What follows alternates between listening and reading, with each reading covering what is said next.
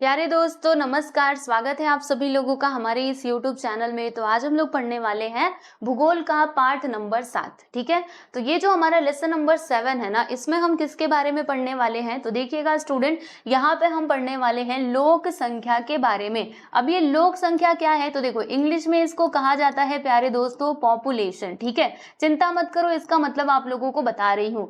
Population यानी क्या? जैसे कि जनसंख्या भी हम इसको कह सकते हैं। क्या कह सकते हैं दोस्तों? इसको जनसंख्या भी कहा जा सकता है। जैसे एग्जाम्पल के लिए मैं आपको बताती हूँ, देखिए ये आपकी मान लीजिए क्या है दोस्तों, क्लास है। ठीक है, ये आपकी क्लास है। ठीक, अब आपके क्लास में कितने बच्चे हैं? मैंने आपसे सवाल पूछा कि आपकी क्लास में कितने बच्चे हैं, तो आपके क्लास में जितने भी बच्चे रहेंगे उनको गिन करके आप बता दोगे, है ना। तो कितने बच्चे हैं टोटल? मान लीजिए कि आपके क्लास में टोटल 50 बच्चे हैं। ठीक है, तो यहाँ पर आपने क्या बताया, इस पर्टिकुलर क्लास में कितने बच्चे हैं उनकी आपने संख्या बताई, है ना। यानी कि आपके क्लास की जो लोक संख्या है, पॉपुलेशन है, वो कितनी है दोस्तों?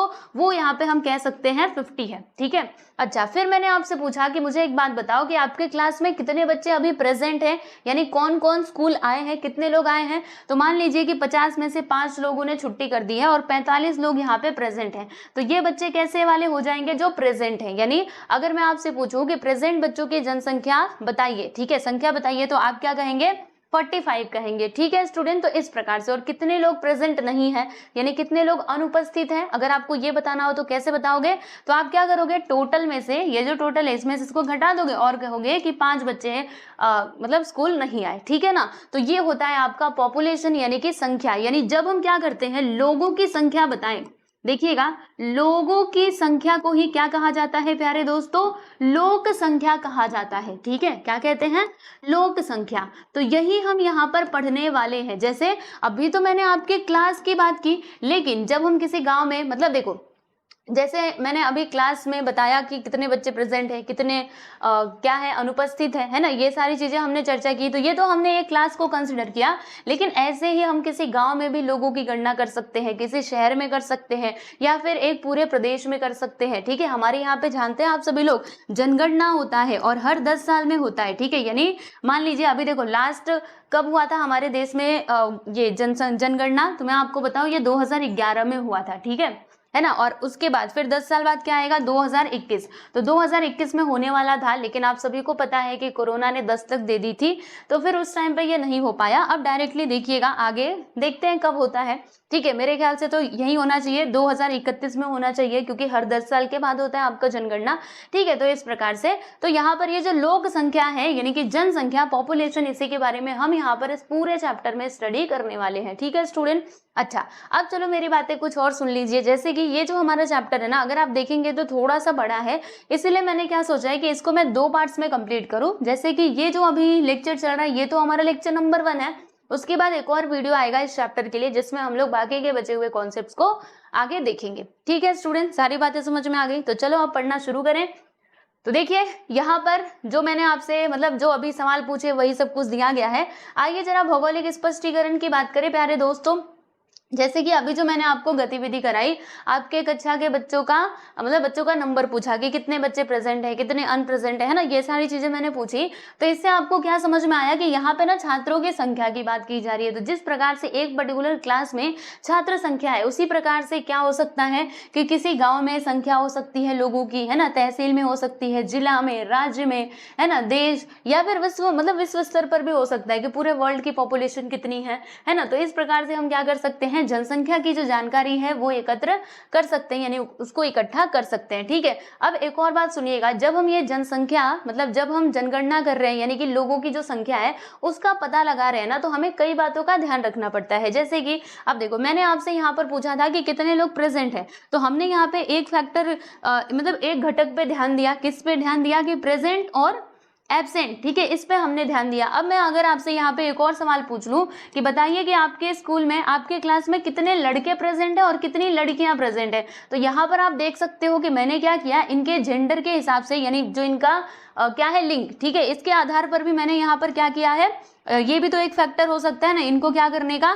देखो बॉयज है कि गर्ल है, देखो मैंने यहाँ पे लिख दिया बॉयज या फिर गर्ल। ओके, तो ये भी एक घटक हो सकता है इनके डिवीजन का, यानी जो जनसंख्या है, जो यहाँ पे क्लास के बच्चों की संख्या है, इनको डिवाइड करने का, इनको विभाजित करने के ये सारे फैक्टर्स हो सकते हैं कि प्रेजेंट और एब्सेंट के आधार पे हम इसको विभाजित कर रहे हैं, फिर बॉयज और गर्ल्स के आधार पे। ठीक है, तो जैसे हमने ये क्लास में देखा ना, वैसे ही तहसील में या फिर किसी जिले में आप जब क्या करते हो, जनसंख्या की जानकारी इकट्ठा करते हो, तो वहां पर ये सारे जो कुछ बातें हैं जिनका आपको विचार करना पड़ता है, जैसे कि आयु। ठीक है, कितने आयु के लोग इस पर्टिकुलर गांव में है, इस पर्टिकुलर प्रदेश में हैं, और लिंग संरचना कैसी है, यानी कौन बॉयज है कि गर्ल्स है। ठीक है, फिर साक्षरता। ठीक है, कितने पढ़े लिखे हैं, साक्षरता यानी क्या होता है प्यारे बच्चों, पढ़ा लिखा होना। ठीक है, हाँ याद रखिएगा, इत्यादि ये सब का हमें क्या करना पड़ता है, विचार करना पड़ता है जब हम जनसंख्या की जानकारी एकत्रित करते हैं तब। ठीक है, देखो आपको एक बात बताऊं, देखो किसी भी प्रदेश के विकास में अनेक घटक सहायक होते हैं,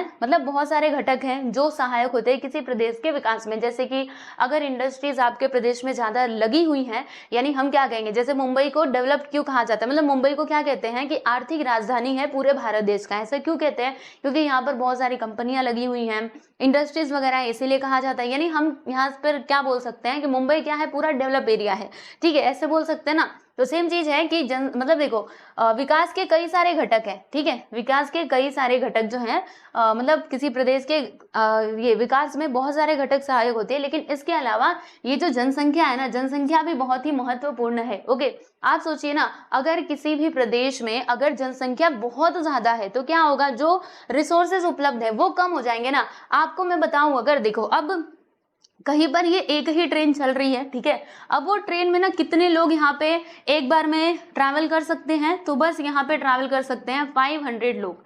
लेकिन जानते हैं आप सभी लोग, वहां पर वो स्टेशन के ऊपर खड़े हैं कितने लोग, 1000 लोग। अब बताओ यहाँ पे कैसे चलेगा, तो क्या हुआ, परेशानी का सामना करना पड़ेगा कि नहीं, यानी पॉपुलेशन की वजह से, जब जनसंख्या बढ़ेगी इसकी वजह से परेशानियों का भी सामना करना पड़ सकता है। ठीक है, तो बस मैंने यहाँ पे एक छोटा सा एग्जाम्पल लिया, तो वही बात बता रही हूँ ना आप लोगों को कि ये बहुत महत्वपूर्ण है। ओके, अगर आपके यहाँ पे जनसंख्या कम है ना, मतलब आप समझिएगा, ठीक है, अब जनसंख्या कम, ओके, उसमें भी देखिएगा कार्यशील होने चाहिए, यानी उनका एज ग्रुप भी यहाँ पे बहुत मैटर करता है। आप सोचिए ना कि आपकी जनसंख्या कितनी है, आपके प्रदेश की मान लीजिए 1000 जनसंख्या है, और उसमें से जानते हैं 800 लोग क्या है, मान लीजिए वो है हमारे 60 से 80 के बीच में। ठीक है, यानी 60 साल के सारे लोग ऊपर है। अब बताओ क्या ये कार्यशील होते हैं, क्या ये काम कर सकते हैं, नहीं ना। तो ऐसी जनसंख्या का क्या फायदा। ओके, तो आपको बहुत सारी चीजों को ध्यान में रखना पड़ता है, और उस आधार पर आप क्या कर सकते हो, पता लगा सकते हो कि इस पर्टिकुलर प्रदेश का कितना विकास हुआ है। ठीक है बच्चों, समझ आ रहा है। तो देखिएगा यहाँ पे कई सारे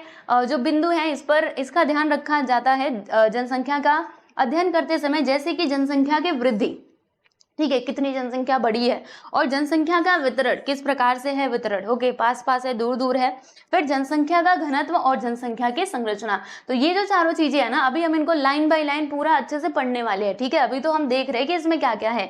देखो, जनसंख्या की वृद्धि, वितरण, फिर घनत्व और संरचना, ये अभी हम आगे एक एक करके पढ़ेंगे। ठीक है बच्चों, चिंता मत करना। सबसे पहले ये टॉपिक आएगा जनसंख्या की वृद्धि। देखो यहाँ पर है ना जनसंख्या वृद्धि, देख रहे हैं, तो इसके बारे में हम पढ़ेंगे। ठीक है बच्चों, और फिर उसके बाद ये आएगा, फिर ये, ओके, तो चिंता मत करो।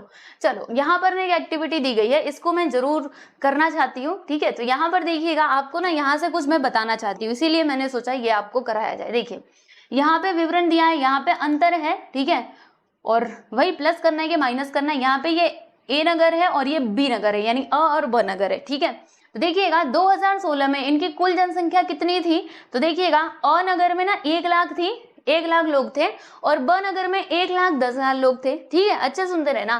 फिर कुल जन्मे बच्चे, और बच्चे यहाँ पे कितने पैदा हो रहे हैं, देखिएगा 2000 बच्चे अ नगर में पैदा हुए और 2750 बच्चे यहाँ पर पैदा हुए। ठीक है, फिर उसके बाद क्या हुआ, मृत जनसंख्या, यानी कितने लोग अब मरे हैं। देखो ये तो जन्म वाले का हो गया, तो जब देखो हम यहाँ पे जनसंख्या निकाल रहे हैं ना कि कितने अभी प्रदेश के अंदर अ नगर और ब नगर में कितने प्रेजेंट है, तो जितने लोग जन्म लिए उन्हें आपको जोड़ना पड़ेगा, और जो लोग मरते जा रहे हैं अब वो खत्म हो गए ना, अब थोड़े ना वो मतलब जनसंख्या में काउंट होंगे, वो तो अब चले गए, तो उनको माइनस करना है। ठीक है, जो जन्म लिए उनको जोड़ना है, और जो मरे उनको क्या करना है, माइनस करना है। देखो यहाँ पे माइनस किया है, मृत जनसंख्या। फिर बाहर से आए हुए लोग, अब देखो ऐसा भी होता है कि लोग क्या करते हैं, जैसे जहाँ पे मतलब व्यवसाय के ज्यादा साधन होते हैं, लोग क्या करते हैं अपने गांव को छोड़कर यहाँ पर आते हैं और आकर के रहने लगते हैं, तो उनको क्या बोला है, बाहर से आए हुए लोग। तो देखो अ नगर में कितने लोग आए हैं बच्चों, 23,000, 23,000 लोग, और ब नगर में कितने लोग आए हैं, 15,000 लोग आए हैं, ठीक है। और नगर छोड़कर बाहर गए लोग, अब कई लोग तो आ रहे हैं, कई यहाँ से बाहर भी जा रहे हैं, उनको और अच्छी अच्छी जॉब्स मिल रही होंगी बाहर, तो वहां पे जा रहे हैं। तो बाहर जाने वाले लोग अ नगर में कितने हैं, 2,000, और ब नगर में कितने हैं, 5,000, ठीक है। तो देखो बच्चों हमने किया क्या, जितने लोग जन्म लिए उनको हमने जोड़ा, और जो मरे उनको हमने माइनस किया, फिर और जो बाहर से आए यानी कि अब उस प्रदेश की संख्या बढ़ा रहे हैं ना, तो इनको हमने जोड़ा, और जो लोग बाहर गए उनको हमने माइनस किया। फिर यहाँ पे टोटल आप जोड़ करके बताओ कि जनसंख्या कितनी होगी 2017 में। तो आओ मैं जरा जोड़ करके आप लोगों को बताती हूँ। देखो पहले एक काम करते हैं, एक लाख और ये 2,000, तो 1,02,000 और ये 23,000, यानी कि 1,25,000 हो जाएगा, ठीक है। अब इसमें से कितना माइनस करें, तो 1,500 और ये 2,000, तो 3,500, 3,500 को आप लोग इधर माइनस कर दीजिए, तो 0 0, 10 में से 5 गया तो 5, और 4 में से 3 गया तो 1, इधर 2 1, यानी कि कितना आएगा, 1 1 2, रुको 1 2 1 5 0 0, ठीक है बच्चों, ये आपने देखा। फिर उसके बाद यहाँ पर बता दो कितना आएगा, देखिए 1,10,000 और फिर ये 2,750, देखो 1,10,000 और फिर यहाँ पर आ गया 2,750, और उसके बाद फिर इसको भी हम जोड़ देते 15,000 को भी, 0 5 7 5 2 7 2, कितना आ गया, 1 2, देखो 1 2 7 7 5 0, ठीक है।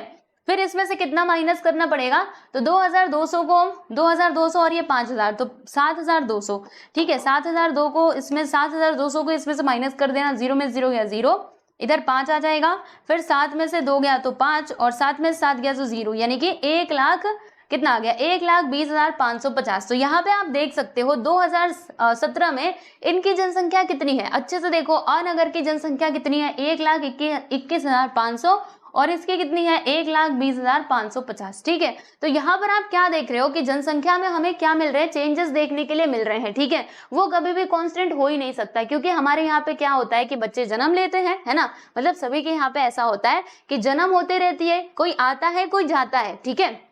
और किसी को जॉब अगर बाहर मिल गई तो वो अपना पूरा परिवार लेकर के शहर में चला जाता है, या फिर शहर में रहने वाले लोग, उनको कभी विदेश जाना हुआ तो पूरा परिवार लेकर के विदेश चले जाते हैं, है ना। यानी ये जाना आना लगा रहता है, और जाने आने की वजह से क्या होता है, जो जनसंख्या है ना उसमें हमें चेंजेस देखने के लिए मिलते हैं, ठीक है बच्चों। तो यहाँ पर आप लोगों ने ये जनसंख्या के बारे में देखा, मेरे ख्याल से आपको सारी बातें समझ में आ गई होंगी, ठीक है। तो ये कैलकुलेशन जरा देख लेना, ओके राइट ही होगा मेरे ख्याल से, मैंने सही ही किया है, 1,02,000, 1,25,000, ठीक है।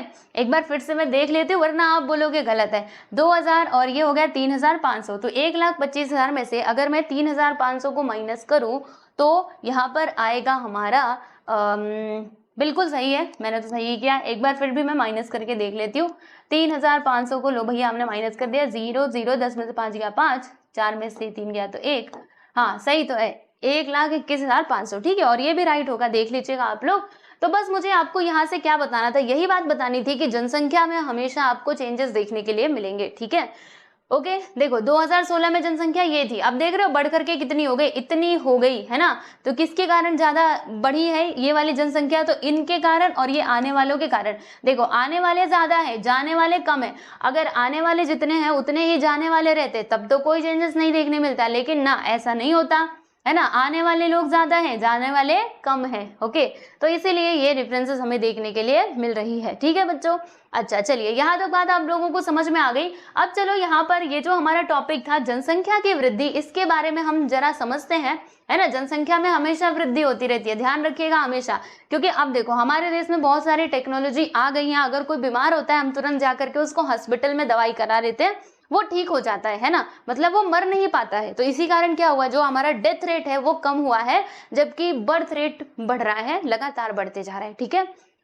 तो यहाँ पे आप समझिएगा, यहाँ से जो हमने गतिविधि की इससे आपको क्या समझ में आया कि किसी भी क्षेत्र का जो जनसंख्या है उसमें निरंतर परिवर्तन होता रहता है। कभी जनसंख्या कम हो जाती है तो कभी ज्यादा हो जाती है ना। यह वृद्धि अथवा कमी कुछ कारकों पर निर्भर करती है। किस पर वो निर्भर करती है प्यारे दोस्तों? जन्म दर पे निर्भर करती है। अगर जन्म दर ज्यादा है, जन्म दर क्या होता है, यानी जो बच्चे जन्म ले रहे हैं ना, देखो आपको बताऊं जन्म दर क्या है, तो एक वर्ष में प्रति हजार जनसंख्या के अनुपात में जन्म लेने वाले जीवित, देखो यहाँ पे क्या लिखा है, जीवित, ओके, बच्चे जो जन्म ले रहे हैं वो है जीवित, ओके, जीवित शिशुओं की संख्या जन्म दर कहलाती है। यानी कहने का मतलब क्या है, मान लीजिए जैसे ये 1000 लोग हैं, ठीक है, अब ये 1000 लोगों पे कितने जीवित बच्चों ने जन्म लिया, ओके, कितने, मान लीजिए कितने बच्चों ने जन्म लिया कि 5 बच्चों ने जन्म लिया ये 1000 लोगों पे, ठीक है, तो इनका जो अनुपात रहेगा ना उसी को हम क्या कहते हैं प्यारे दोस्तों, जन्म दर कहते हैं, ठीक है। अब जैसे देखो अब हमारे देश में बस 1000 लोग थोड़े ना, यहाँ पे 121 करोड़, ओके, पहले जब पिछली बार हुआ था ये जनगणना तो इतना था, अब तो भाई काफी बढ़ चुका होगा, अब कह नहीं सकते, अब सीधे जब जनगणना होगी तब आप देखिएगा, ठीक है, बहुत ज्यादा आपको बढ़ोतरी देखने मिलेगी। तो मैं आपको यहाँ पे क्या बताना चाहती थी कि भाई अब हमारे देश में 1000 लोग तो है नहीं, है ना, 1000 पे 5, तो आप सोचो 121 करोड़ पे कितने हो जाएंगे, खुद ही काउंट करके देख लो। यानी जन्म लेने वाले बच्चे यहाँ पे आपको ज्यादा देखने के लिए मिलेंगे। तो इसी को क्या कहा जाता है, जन्म दर कहा जाता है ना। जन्म दर की वजह से क्या होता है, जो हमारी जनसंख्या है उसमें हमें चेंजेस देखने के लिए मिलते हैं, ठीक है। इसके अलावा मृत्यु दर भी एक बहुत ही महत्वपूर्ण कारक हो सकता है, क्योंकि जब लोग मरते हैं, देखो मृत्यु दर क्या होती है, यही जन्म दर, मतलब जैसे जन्म दर था वैसे ये भी है। तो क्या है, एक वर्ष की कालावधि में, मतलब एक वर्ष में प्रति हजार यानी कि 1000 लोगों पे कितने लोगों की मृत्यु हुई है, ठीक है, कितने लोगों की मृत्यु हुई है। जैसे 2 लोग मर रहे हैं, 5 लोग मर रहे हैं, 1000 लोगों पे, जैसे 1000 लोग है ना, उसमें से मान लीजिए कि 2 लोग मर रहे हैं या फिर 1 लोग मर रहे हैं, वैसा, ठीक है। तो उसी को क्या कहते हैं प्यारे दोस्तों, मृत्यु दर कहते हैं, ओके। तो मृत्यु दर भी एक बहुत ही महत्वपूर्ण कारक है जो हमारी जनसंख्या की बढ़ोतरी या फिर कमी का कारक हो सकता है, ठीक है।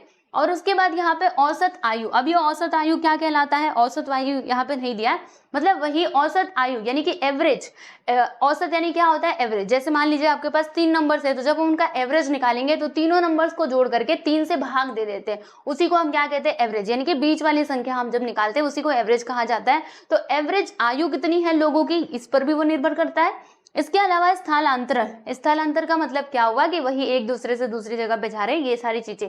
तो ये कुछ कारक है जो मतलब जिसके ऊपर जनसंख्या का बढ़ना घटना निर्भर करता है, ठीक है।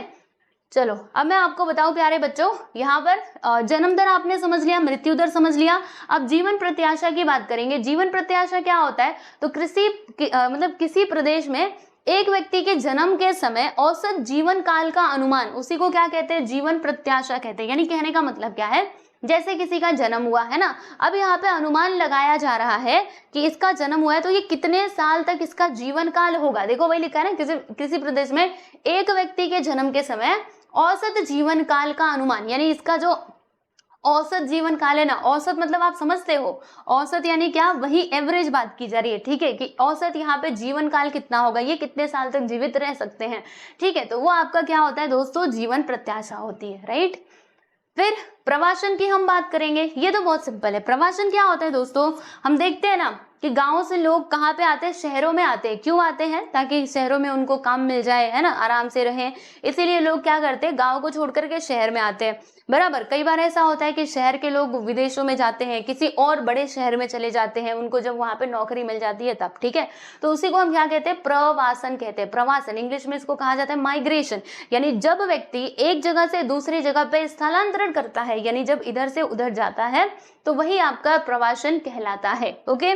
चलिए देखें, अब इसमें भी आपको एक और प्रकार इसमें पढ़ना है। देखिए, व्यक्ति अथवा व्यक्तियों का समूह का दूसरे स्थान पर जाना या दूसरे स्थान से आना, ठीक है, यानी दूसरे स्थान पर जाना। जैसे मान लो यहाँ पर एक स्थान ए है, एक स्थान बी है, तो कुछ लोग यहाँ से यहाँ जा रहे हैं, कुछ लोग यहाँ से यहाँ आ रहे हैं, ठीक है। तो एक स्थान से दूसरे स्थान पे जाना या फिर दूसरे स्थान से पहले वाले स्थान पे आना, इसी को क्या कहा जाता है प्यारे बच्चों, प्रवासन कहते हैं। किसी प्रदेश में यदि बाहर से कोई व्यक्ति निवास हेतु आए तो वह मतलब कौन सा प्रवास कहलाएगा, प्रवास कहलाएगा, ठीक है। देखो यहाँ पे लिखा हुआ है, यानी कहने का मतलब क्या है, देखो जैसे कई लोग होते हैं ना, बस काम करने के लिए जाते हैं, वहां पे रहने के लिए नहीं जाते, बस जाएंगे काम करके फिर वो लोग आ जाते, ठीक है। तो वो अलग है। लेकिन अगर कोई बस मतलब जैसे कोई आया शहर में और यहीं पे आकर के वो रहने लगा, वो पूरा निवास करने के लिए आ रहा है और अपने बीवी बच्चों सबको बुला लिया, ठीक है, तो उसको हम क्या कहते हैं, जब वो निवास हेतु आए तो उसको कहा जाता है अंग प्रवास, ठीक है, याद रखिएगा, दिख रहा है ना, इसके ऊपर बिंदु है, अंग प्रवास, ठीक है। और यदि किसी प्रदेश से कोई व्यक्ति अन्य स्थानों पर जाए तो उसे क्या कहा जाता है, उत्प्रवास कहते हैं। यानी कहने का मतलब क्या है कि किसी प्रदेश में, जैसे मान लीजिए यहाँ पर ये एक प्रदेश है, ठीक है, अब कोई व्यक्ति आ रहा है यहाँ पर रहने के लिए, क्या करने के लिए आ रहा है, निवास करने के लिए, पूरा रहने के लिए आ रहा है, ठीक है, तो इसको हम क्या कहेंगे, अंप्रवास कहेंगे, ठीक है, क्योंकि वो आ रहा है। और अगर कोई यहाँ से जा रहा है बाहर, ठीक है, तो उसको हम क्या कहते हैं, उत्प्रवास कहते हैं, याद रखिएगा। तो आपसे परीक्षा में अगर पूछे उत्प्रवास क्या होता है बता देना, अंग प्रवास क्या होता है बता देना। और ये प्रवासन क्या है, वही एक जगह से दूसरी जगह जाना, उसको हमने पूरा जनरली टर्म में बोल दिया प्रवासन। लेकिन अगर आप ये बोलो कि अगर कोई बाहर से आया तो उसको अंतप्रवास कहते हैं, और अगर कोई यहाँ से दूसरी जगह गया उसको उत्प्रवास कहा जाता है, ठीक है, समझ आ गया। तो ये कुछ कारक हैं जो क्या करते हैं, जनसंख्या वृद्धि का परिमाण होता है ना। जन्म दर एवं मृत्यु दर के बीच का अंतर प्राकृतिक रूप से जनसंख्या में होने वाले परिवर्तनों के लिए उल्लेखनीय कारण है ना।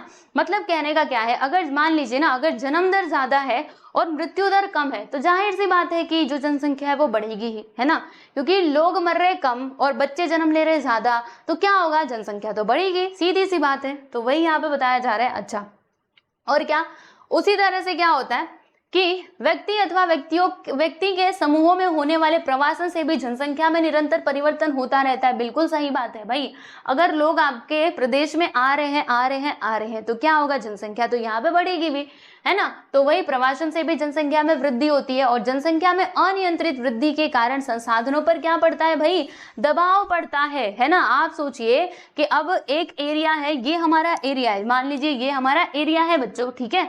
अब इसमें क्या हुआ कि पहले यहाँ पे रह रहे थे बस ना 5 लोग, लेकिन धीरे धीरे करके यहाँ पे फैक्ट्रीज वगैरह लगने लगी और फिर लोग जो है गाँवों से इधर आने लगे, ये लो भैया ये भी आ गए, ये भी आ गए, सारे लोग आ गए, और अब यहाँ पे संख्या हो चुकी है 100 लोगों की। तो आप बताइए, जो यहाँ के संसाधन है, संसाधन मतलब जो यहाँ पे सुविधाएं हैं, है ना, उस पर दबाव पड़ेगा कि नहीं। पहले यहाँ पे एक हॉस्पिटल हुआ करता था जिसमें 5 लोगों का इलाज बहुत अच्छे से हो जाया करता था, लेकिन अब ये 100 लोग आ गए हैं, तो क्या करना पड़ेगा, हॉस्पिटल के ऊपर दबाव पड़ेगा, क्योंकि अब इनको और ज्यादा चीजें लानी पड़ेंगी, ज्यादा मेडिसिन लाने पड़ेंगे, इक्विपमेंट्स लाने पड़ेंगे, क्योंकि अब 100 लोगों का इलाज करना है, ठीक है ना। तो यहाँ पर वही बात है कि जनसंख्या में जब वृद्धि होती है तो जो हमारे संसाधन है, याद रखना, उसके ऊपर दबाव पड़ता है। इसीलिए तो कहा जाता है कि पॉपुलेशन को क्या करना चाहिए, कंट्रोल करना चाहिए। और हर देश मतलब इस प्रयास में लगा हुआ है कि पॉपुलेशन को कंट्रोल किया जाए, क्योंकि जब आप पॉपुलेशन को कंट्रोल कर लोगे तो आपके देश में जो संसाधन है उनके ऊपर जो दबाव है ना वो कम बनेगा, ठीक है। हम ऐसा सोचते हैं ना, अरे हमारे घर में तो इतने ही लोग हैं, है ना, क्या जनसंख्या पे मतलब क्या संसाधनों पे प्रभाव पड़ेगा। लेकिन बच्चों बस आप नहीं हो, ठीक है, आप बाहर निकल करके देखो कितने लोग हैं, पूरे 121 करोड़, ठीक है। अब तो इससे ज्यादा हो चुकी है, मैं कम ही बोल रही हूँ, ओके, इतने लोग हैं। अब इतने लोगों को प्रॉपरली फैसिलिटीज देनी पड़ेगी, हॉस्पिटल वाली फैसिलिटी देनी पड़ेंगी, इनको ट्रांसपोर्टिंग वाली यानी यातायात की सुविधाएं प्रोवाइड करनी पड़ेंगी, ट्रेनें सरकार को बढ़ानी पड़ेंगी, तभी तो ये लोग अच्छे से यात्रा कर पाएंगे, है ना। इसके अलावा जो बसेज हैं, ये सारी की सारी सुविधाएं बढ़ानी पड़ेंगी जब पॉपुलेशन बढ़ेगा तो। और यही नहीं, खाने की भी तो, है ना, जब बच्चे आएंगे तो उनको खाना भी चाहिए, यानी खाने के ऊपर भी दबाव बढ़ेगा, ओके। तो इसीलिए कृषि जो है ना बहुत महत्वपूर्ण है कि क्या किया जाए, कृषि को डेवलप किया जाए, ताकि आने वाले समय में लोगों को खाने के लिए प्रॉब्लम्स का सामना ना करना पड़े, ठीक है बच्चों, ठीक है। और यहाँ पे समझिएगा, ये तो हमने समझा कि जब संख्या अनियंत्रित वृद्धि होती है तो यहाँ पर संसाधनों पर दबाव पड़ता है। इसके विपरीत और इसका उल्टा क्या है कि यदि जनसंख्या कैसी होती है भाई, नियंत्रित होती है, तो संसाधन योग्य प्रमाण में सबको मिल पाते हैं। अरे आप अपने परिवार का एग्जाम्पल ले लो, चलो ठीक है, आप ना अपने परिवार का एग्जाम्पल ले लीजिए बच्चों, अब ये समझ में आएगा, ठीक है। अपने परिवार का या फिर किसी के भी परिवार का एग्जाम्पल ले लो, चलेगा, ओके। तो यहाँ पे पापा, ठीक है, जो आपके पिताजी हैं, ओके, पापा नहीं मैं लिख रही, पिताजी, अब ये आपके पिताजी हैं, और इस घर में कितने बच्चे हैं, इस घर में देखो, इस घर में ना टोटल 6 बच्चे हैं। कितने बच्चे हैं दोस्तों? 6 बच्चे हैं, ठीक है। तो अब पापा जी क्या लेकर के आ रहे हैं? बोलना जरा, समोसा लेकर के आए। लो भैया, पापा जी समोसा लेकर के आ गए, ठीक है। तो अब इनको क्या करना पड़ेगा? हर एक को एक एक समोसा देना पड़ेगा। ये 6 को देखो, एक को यहाँ पे समोसा दे दिया, एक को यहाँ पर दे दिया, एक को यहाँ पर दे दिया, एक को यहाँ पर, ऐसे करके 6 बच्चों में इन्होंने बांट दिया। यानी मान लीजिए एक समोसे का दाम कितना है? 10 रुपए, तो इनको अभी 60 रुपए खर्चा करने पड़ेंगे, है ना। यानी अब ज्यादा पैसा लग रहा है क्योंकि आप लोग ज्यादा हो, यानी बच्चे ज्यादा हैं। अब मान लीजिए एक ऐसा परिवार है जहां पे कितने बच्चे हैं? बस 2 ही बच्चे, एक ये रहा, दूसरा ये रहा। अब पापा जी फिर से समोसा लेकर के आए, तो हुआ क्या? सुनिएगा ध्यान से। पापा जी ना 6 समोसा लेकर के ही आए हैं। अच्छे से देखना, यहाँ पर भी 6 समोसा लेकर के आए थे पापा जी, और सबको एक एक मिला, ठीक है। ये 6 के 6 बच्चों को कैसा मिला? एक एक समोसा ही मिला। अब यहाँ पर पापा जी 6 समोसा लेकर के आए। अब क्या होगा? अब क्योंकि ये 2 बच्चे हैं तो इनको प्रॉपरली, इसको भी 3 मिल जाएगा, इसको भी 3 मिल जाएगा, दोनों का पेट फुल, है ना। बड़े खुश हो जाएंगे ये लोग। तो यहाँ पर आपने क्या देखा कि पापा जी समोसा लेके आ रहे थे 6, यहाँ पर भी वही, यहाँ पर भी यही। लेकिन डिफरेंस क्या है कि जब बच्चे कम थे तो उनको प्रॉपर मात्रा में, है ना, पर्याप्त मात्रा में ये समोसा वितरित कर दिया गया। लेकिन जब बच्चे ज्यादा थे तो क्या हुआ कि इस समोसे किसको मिले? मतलब एक एक मिले। अब सोचो ना, अगर यहाँ पे कितने बच्चे हो जाते? ये 12 बच्चे हो जाते, तो फिर समोसे कितने आते? अगर ये समोसा 12 नहीं 12 बच्चे हो जाए, ठीक है, ये बच्चे कितने हो जाए? 12, तो कितना कितना समोसा आएगा? आधा आधा इनको समोसा देना पड़ेगा, एक बच्चे को आधा, क्योंकि समोसे की संख्या मत बढ़ाना, ठीक है बच्चों, समझ आ रहा है। यानी कहने का मतलब क्या है कि जब जनसंख्या बढ़ती है ना, तो जो हमारे संसाधन है, ओके, उनके ऊपर दबाव बढ़ता है, समझ आ रहा है। और अगर जनसंख्या ना बढ़ेगी, नियंत्रित रहेगी, तो फिर सबको पर्याप्त मात्रा में सारी सुख सुविधाएं मिलती रहेंगी। ओके, याद रखिएगा, ठीक है। ये तो मैंने एक छोटा सा एग्जांपल लिया आपको समझाने के लिए, ठीक है। तो यही कुछ बातें होती हैं जो आप लोगों को ध्यान रखना चाहिए। तो यहाँ पर हमने ये जनसंख्या वृद्धि के बारे में, सारे घटकों के बारे में समझ लिया है। मेरे ख्याल से आपको सारी चीजें क्लियर हो गई होंगी। फिर भी कुछ डाउट है तो प्लीज कमेंट सेक्शन में बता सकते हो। अब देखो बच्चों, यहाँ पर हम क्या करने वाले ना, यहाँ पर एक एक्टिविटी करेंगे। सब लोग तैयार हो? करें एक एक्टिविटी। लो, करना क्या है देखो, आपको ना, आइए मैं आपको ना यहाँ पर करके खुद ही बता देती हूँ, ठीक है। ये लो, मैंने यहाँ पे एक बॉक्स बना लिया, ऐसे ऐसे करके मैंने बॉक्स बना लिया। चलिए बच्चों, यहाँ पर आप लोग देखिए, यहाँ पर देखेंगे तो ये जो है ना, ये वाला बॉक्स बड़ा है, ये बॉक्स क्या है? छोटा है। तो ये एक्चुअली में बॉक्स नहीं है, आप ये समझ लेना कि ये आपकी क्या है प्यारे दोस्तों? भूमि है, ठीक है। तो ये जो भूमि है ना, इसका एरिया ज्यादा है, यानी इसका क्षेत्रफल ज्यादा है, और ये वाली भूमि का जो क्षेत्रफल है ना, वो क्या है दोस्तों? कम है, ठीक है। अब मैं यहाँ पर क्या करने वाली हूँ, ये जो आपको रिंग दिखाई दे रहे हैं ना छोटे छोटे, इसमें से मैं रिंग लेने वाली हूँ, और देखिएगा मैं क्या करूंगी, दोनों में ना ले जा करके इसको रखूंगी, ठीक है। अब ये रिंग कितने लेने चाहिए? तो मैं यहाँ पे 12 रिंग ले लेती हूँ, और 12 रिंग को ना इसमें भी रखूंगी और इसमें भी रखूंगी। फिर देखिएगा दोनों में आपको डिफरेंस समझ आएगा। ये देखो, मैंने यहाँ से रिंग उठाया और ला करके यहाँ पे रख दिया। याद रखना, इनको ना मतलब एक के ऊपर एक नहीं आने चाहिए, ध्यान रखो, ओके, ऐसे। फिर मैंने इसको यहाँ पे रखा, ये रिंग ऐसे, कितने हुए? 4, गिनते रहना, 3 4 5, ठीक है, 5, और ये मैंने यहाँ पे छठा रख दिया 6, फिर उसके बाद ये 7 के बाद ये देखो 8, ठीक है, 8 के बाद ये देखो यहाँ पे 9, और ये हो गया 10, ठीक है, ये तो 10 ही आएंगे क्या, ये देखो यहाँ पे 11, और ये हो गया आपका 12। यानी कि ये जो हमारा था ना 12 के अलावा और भी आ सकते हैं, चलो जितने आएंगे उतने हम डाल देते हैं। 12, ये हो गया 13, ठीक है, ये भी आ पाएगा 14 वाला। रुको जरा से इसको आगे कर दे। चलो मान लो इसके अंदर कितने रिंग आए हैं? 14 रिंग आए हैं, यानी कि 14। आओ मैं इधर लिख देती हूँ। इसके अंदर जो 14 रिंग आए हैं, आप देखिएगा वो कितने पास पास में है। अब मैं एक काम करूंगी, 14 रिंग ना ये वाली भूमि के अंदर भी रखूंगी, ठीक है। चलो कितने रिंग रखने हैं? जितने इसमें रखा था उसमें इसमें भी इतना ही रखना पड़ेगा, ठीक है। ये 1 2, फिर उसके बाद 3, कैसे भी रख सकते हैं, 4 के बाद यहाँ पर आ गया 5, फिर ये हो गया आपका 6, फिर 7, फिर 8, उसके बाद से देखिएगा 9, ठीक है, कहीं भी रखो, 10, 11, और हमें यहाँ से लाना पड़ेगा 11 के बाद ये देखो 2 और ना 12, 13, और ये हो गया आपका 14, ठीक है। इनको अब हम एक जगह रख देते हैं, अलग अलग जगह पे। तो देखो स्टूडेंट, अब दोनों को अच्छे से ऑब्जर्व करो, ठीक है। देखो इसमें भी हमने क्या किया, 14 रिंग रखे हैं, इसमें भी हमने 14 रिंग रखे हैं, ठीक है। यानी इसमें जितना संख्या है उतना ही इसमें भी है ना। लेकिन इसमें आप क्या देख पा रहे हो कि यहाँ पे कितना घना है, सब लोग कितने पास पास है। समझ लीजिए कि या ना आपके आदमी लोग हैं, ये रिंग नहीं है, ये कौन है, ये समझ लो कि मनुष्य है, आदमी लोग हैं, ठीक है। तो देखिएगा यहाँ पे जो आदमी लोग हैं वो कितना पास पास है और इसमें देखो कितना दूर दूर है। तो दोनों में आपको क्या समझ में आ रहा है, इन दोनों को अच्छे से देखने से आपको क्या समझ में आ रहा है कि अगर हमारे पास एरिया कम रहेगा और जनसंख्या ज्यादा रहेगी तो लोगों को क्या करना पड़ेगा, पास पास में घर बना करके रहने पड़ेंगे, क्योंकि एरिया कितना है बच्चों, सीमित है ना। ओके, और अगर हमारे पास क्षेत्रफल ज्यादा रहेगा और ये पॉपुलेशन कम रहेगी तो क्या होगा, लोगों का जो घर है वो प्रॉपरली अच्छे से वो बना करके रह पाएंगे, उनको सारी सुख सुविधाएं मिल पाएंगी, ठीक है ना। तो यहाँ से आपको क्या समझ में आया प्यारे बच्चों, जनसंख्या के वितरण के बारे में समझ में आया अच्छे से, ठीक है। तो आइए अगला टॉपिक हमारा यही है जिसको हम इधर पढ़ने वाले हैं। तो इसमें ना वही एक्टिविटी दी गई थी जो मैंने आपको ये रिंग लेकर के बताया ना, यहाँ पर सोयाबीन का बीज बोला था लेने के लिए, ऐसा एक बॉक्स बना दो, ऐसा बना दो, फिर जितने बीज आप इसमें डालिएगा उतने बीज आपको इसमें भी डालना है। तो इसमें हम क्या देख रहे हैं कि जो बीज है ना वो कितने पास पास हैं, और क्योंकि ये वाला एरिया ज्यादा था, क्षेत्रफल ज्यादा था, इसीलिए बीज कैसे हैं, दूरी दूरी पर है, ठीक है दोस्तों। ओके, चलिए अब हम इसका जो भौगोलिक स्पष्टीकरण है ना उसको हम समझते हैं। तो हमने क्या देखा कि जो सेम के बीज हैं, यानी कि वही जो रिंग है ना, दो अलग अलग विस्तार वाले क्षेत्रों में भिन्न प्रकार से बिखरे हुए थे। बड़े क्षेत्र में वितरण कम घना था, है ना, ये जो बड़ा क्षेत्र था इसमें हमने क्या देखा कि ये जो वितरण है ना वो ज्यादा घना नहीं था। इसमें देखो कितना घना था, सब एक दूसरे से चिपक गए थे, ओके, लेकिन इसमें घना नहीं था। तो वही बात बोली गई है कि यहाँ पे वितरण कैसा था, कम घना था। हमने देखा बड़े क्षेत्र में वितरण कम घना था, वहीं कम क्षेत्र वाले चौकोर में क्या हुआ था कि वितरण बहुत ही घना था। ओके, जैसे मैंने आपको बताया, तो जनसंख्या के वितरण से हमें यह समझ में आता है, क्या समझ में आता है दोस्तों, ये जो जनसंख्या का वितरण है ना इससे हमें क्या समझ में आता है, तो इससे हमें एक बात समझ में आती है कि किसी भी प्रदेश की जनसंख्या किस प्रकार से बिखरी हुई है, वो घनी है या फिर क्या है प्यारे दोस्तों, वो मतलब घनी नहीं है, ये सारी चीजें हम समझ पाते हैं, ठीक है।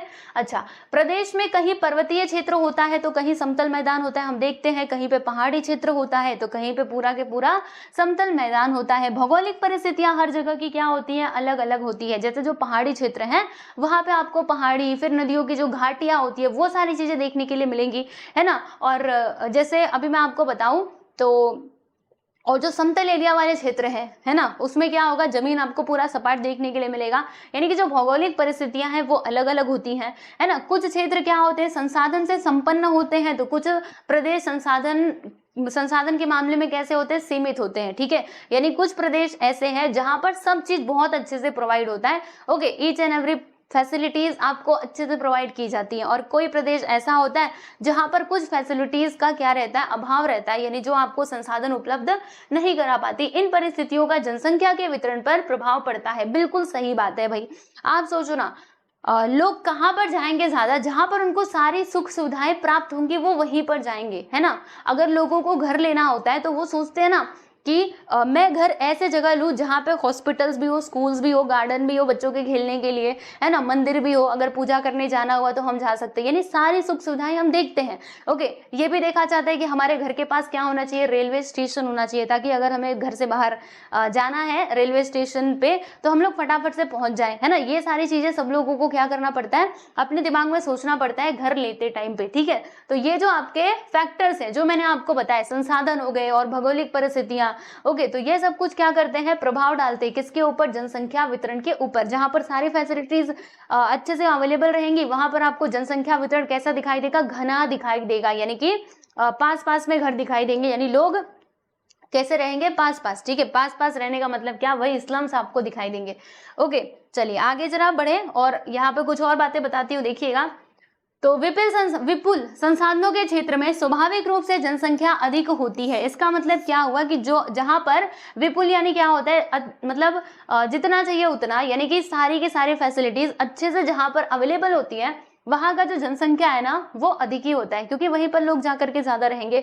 और जहां पर क्या होता है, और ऐसे क्षेत्रों में क्या होता है, जनसंख्या वितरण कैसा होता है बच्चों, घना होता है, ये भी ध्यान रखिएगा, ठीक है। क्योंकि जहां पर लोग रहेंगे जनसंख्या वितरण तो आपको घना ही दिखाई देगा, है ना। आप देखते हैं जो मेट्रो सिटीज है वहां पर कितनी भीड़ हो जाती है। अगर आप शाम के टाइम पे चौराहे पे चले जाओगे, मतलब भैया सांस लेने की भी मुश्किल हो जाती है, ठीक है, तो वो बात हो जाती है। ओके, इसके विपरीत जिन प्रदेशों में संसाधनों का अभाव होता है, ओके, अथवा अनुकूल जलवायु के अभाव के कारण भूमि अधिक असमतल हो तो जनसंख्या कम होती है। जैसे गांव वाले एरिया में आप देख लीजिएगा, आपको लोग ज्यादा दिखाई नहीं देंगे। अभी भी मैं जब अपने गांव में जाती हूँ ना, क्योंकि गांव के सब लोग जा चुके हैं, कोई दिल्ली है, कोई मुंबई है, कोई कहीं पर है, यानी सब लोग अपना कमाने के लिए दूसरे दूसरे जगह जा चुके हैं। अगर आप मेरे गांव में जाओगे ना, आपको मतलब दोपहर में तो या फिर रात को, ठीक है, रात को 7 बजा 8 बजा फिर पूरा रोड पे सन्नाटा छा जाएगा, क्योंकि ज्यादा लोग है ही नहीं, ठीक है। लोग हैं, गांव के लोग हैं, लेकिन वो कहाँ पे रहते, बाहर रहते, गांव में कोई रहता ही नहीं है। तो वही बात है, क्यों नहीं रहते, क्योंकि आप सोचो ना, वो उनको बाहर जाने की जरूरत क्यों पड़ी है, क्योंकि गांव में उनको काम ना मिल रहा है, इसलिए वो बाहर जा रहे हैं, ठीक है। तो वही बात है, वहां पे सारी सुख सुविधाएं अवेलेबल नहीं है। गांव में आप मस्त रह तो लोगे, आपको पानी भी स्वच्छ मिलेगा, लेकिन पैसे कहाँ से आएंगे, पैसे कमाने के लिए तो बाहर ही जाना पड़ेगा, ठीक है। तो वही बात है, ये सारी चीजें हैं। तो ऐसे प्रदेशों में जनसंख्या का वितरण कैसा होता है, विरल होता है, जहां पर संसाधन अवेलेबल नहीं होते हैं ठीक से, ठीक है बच्चों।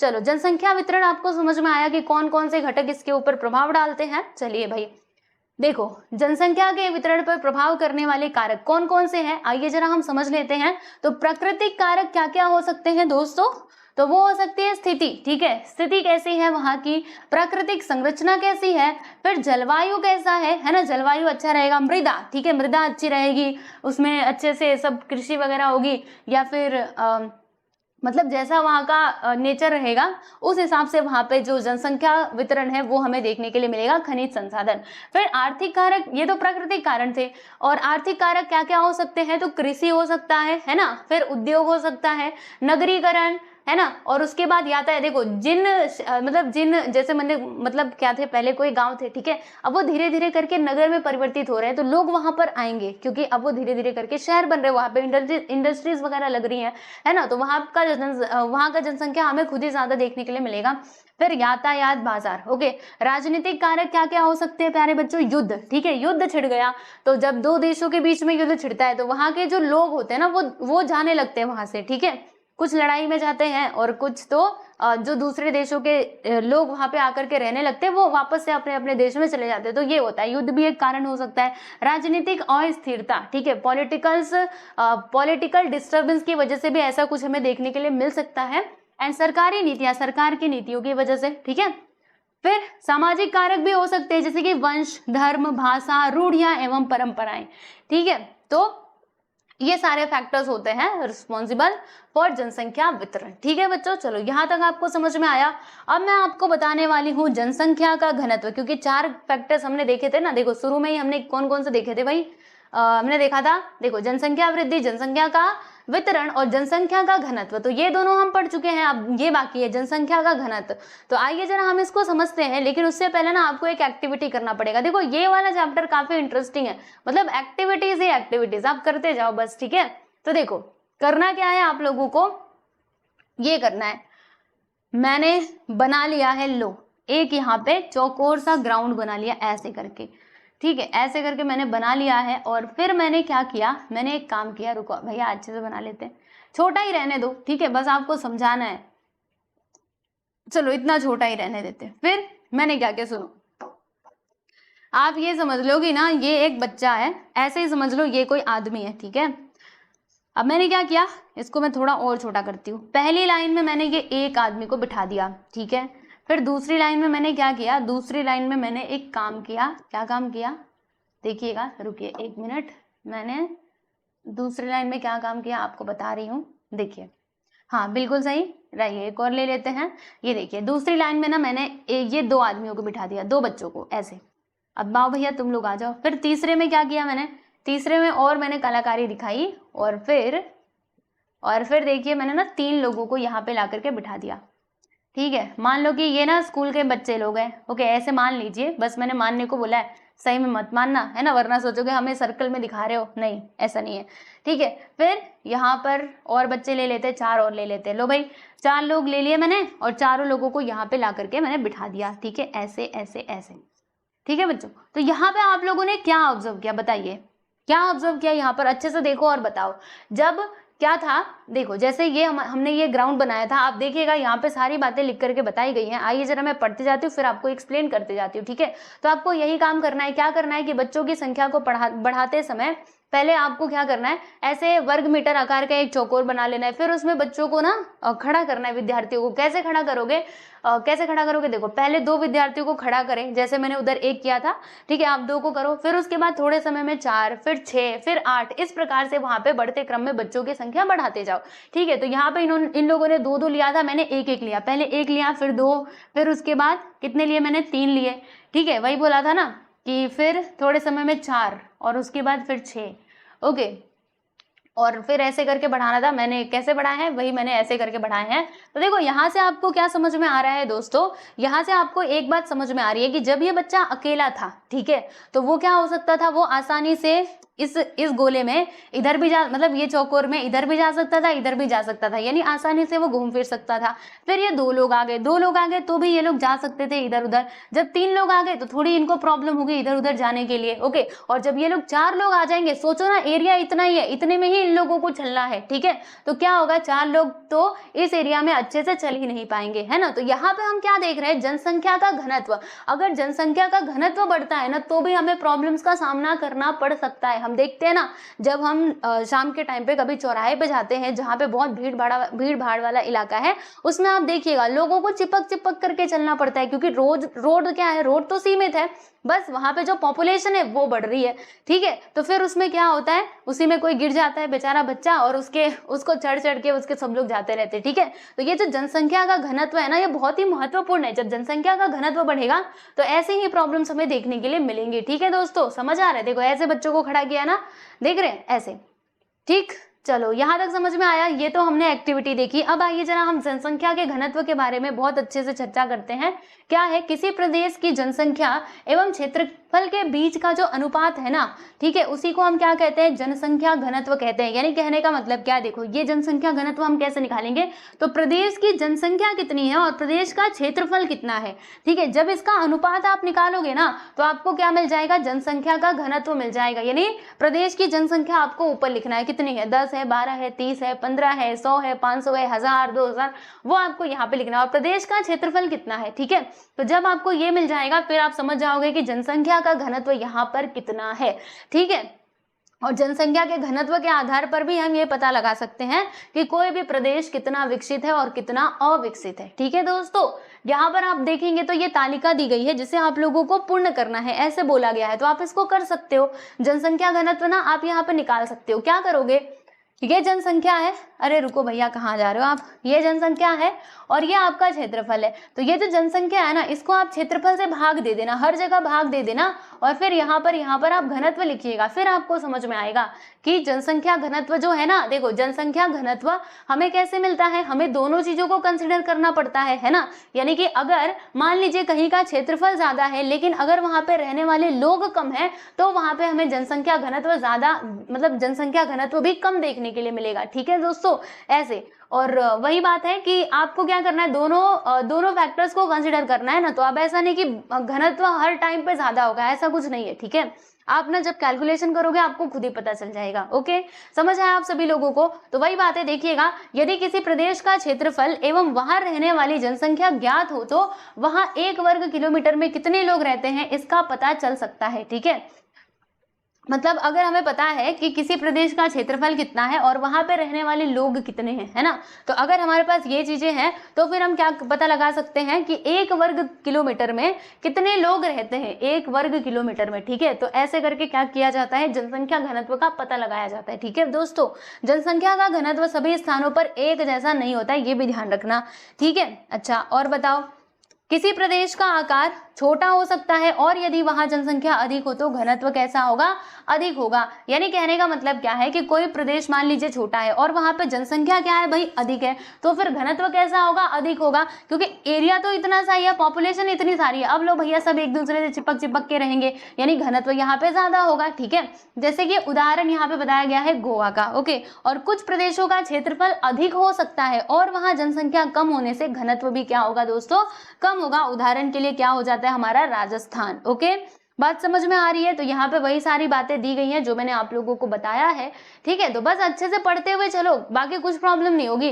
तो यहाँ से देखो, जनसंख्या घनत्व से आपको क्या ध्यान में रखना है कि कैसे ये कैलकुलेट किया जाता है, ये फॉर्मूला ध्यान में रख लेना। और फिर उसके बाद ये जो पैराग्राफ मैंने आपको बताया ना, ये एग्जाम्पल्स भी एक बार अच्छे से देख लेना, ठीक है दोस्तों।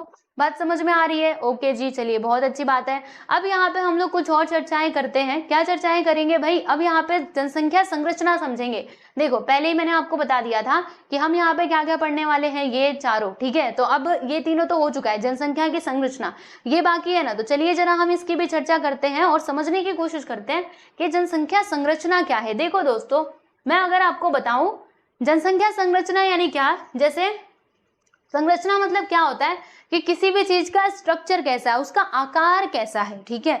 जैसे हम देखते हैं ना कि जनसंख्या में बच्चे भी होते हैं, बूढ़े भी होते हैं, ठीक है, एडल्ट्स यानी कि जो वयस्क लोग हैं वो भी होते हैं, बराबर, और गर्ल्स भी होते हैं, बॉयज भी होते हैं। तो किसी एक प्रदेश का जो जनसंख्या है ना, उसकी संरचना कैसी है, यहाँ पे ज्यादा बच्चे हैं या फिर ज्यादा बूढ़े हैं, राइट। तो इसी को हम क्या कहते हैं, जनसंख्या की संरचना, यानी इसका आकार कैसा है, बच्चे ज्यादा है या फिर बूढ़े ज्यादा है या फिर औरतें ज्यादा है, आदमी ज्यादा है, ठीक है, कार्यशील व्यक्ति ज्यादा है या फिर अकार्यशील व्यक्ति ज्यादा है, ये सारी चीजें जो है वो जनसंख्या की संरचना कहलाती हैं, हम उनको कह सकते हैं, ठीक है। तो यहाँ पर ना करके देखो, कुछ एक्टिविटी फिर से दे दिया है भाई।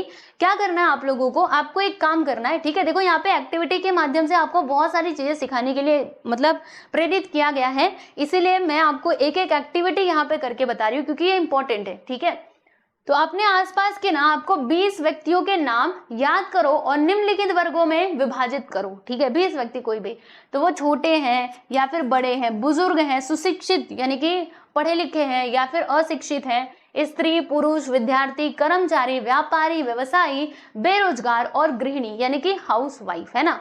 तो इस जब आपने ये वर्गीकरण पूरा किया तो इससे हमें क्या समझ में आया कि वहां पे जो रहने वाले लोग हैं ना, उनकी विशेषताएं क्या है। जैसे मान लीजिए कि विद्यार्थी हमें ज्यादा 20 ही व्यक्ति बोला था ना, तो मान लीजिए इसमें से विद्यार्थी कितने हैं, 10। तो हम यहाँ पे क्या कहेंगे कि इस वाले ये जो 20 लोग हैं इसमें विद्यार्थी सबसे ज्यादा है, ठीक है ना दोस्तों।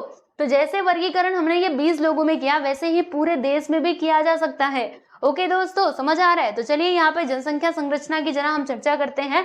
तो जनसंख्या को अलग अलग घटकों में वर्गीकृत किया जा सकता है और इन घटकों के परस्पर संबंधों के अध्ययन द्वारा किसी प्रदेश के जनसंख्या की संरचना एवं गुणवत्ता पता चलती है, ठीक है। आप समझिए कि किसी प्रदेश में ना सबसे ज्यादा लोग क्या है, 20 से 30 के जो एज है ना, ठीक है, ये एज ग्रुप के लोग ज्यादा है। तो यहाँ पे सरकार क्या अनुमान लगाएगी कि ये जो, क्योंकि 20 से 30 मतलब पूरे जवान होते, काम करने लायक होते, तो यहाँ पे सरकार अनुमान लगा सकती है कि ये लोग ज्यादा प्रोडक्टिव हैं, यानी ये लोग काम करने वाले हैं, है ना। और अगर वहीं पर बच्चे ज्यादा रहेंगे, ठीक है, मतलब बच्चे 10 साल से कम वाले, अब वो तो कुछ काम धंधा तो करेंगे नहीं, यानी वो क्या है, वो इन लोगों पर निर्भर होंगे। तो ये बहुत महत्वपूर्ण है जनसंख्या संरचना के बारे में स्टडी करना। आपको तभी तो समझ आएगा कि कितने लोग कमाने वाले और कितने लोग खाने वाले, उस हिसाब से आप पॉलिसीज निकालोगे, नीतियां बनाओगे, ठीक है। सरकार क्या करती है, ये जनगणना ऐसे बस टाइम पास के लिए थोड़ा ना होता है, वो जो जनगणना होती है ना, उसके हिसाब से जो सरकारी नीतियां हैं वो बनाई जाती हैं, समझ आ रहा है। तो सरकार उसके ऊपर काम करती है, इसीलिए बहुत जरूरी है। जब मैं भी छोटी थी ना, तो मैं सोचती थी कि ये जो जनगणना, क्योंकि 2011 में हुआ था, तब मैं छोटी ही थी, ओके, मुझे इतना कुछ पता नहीं था।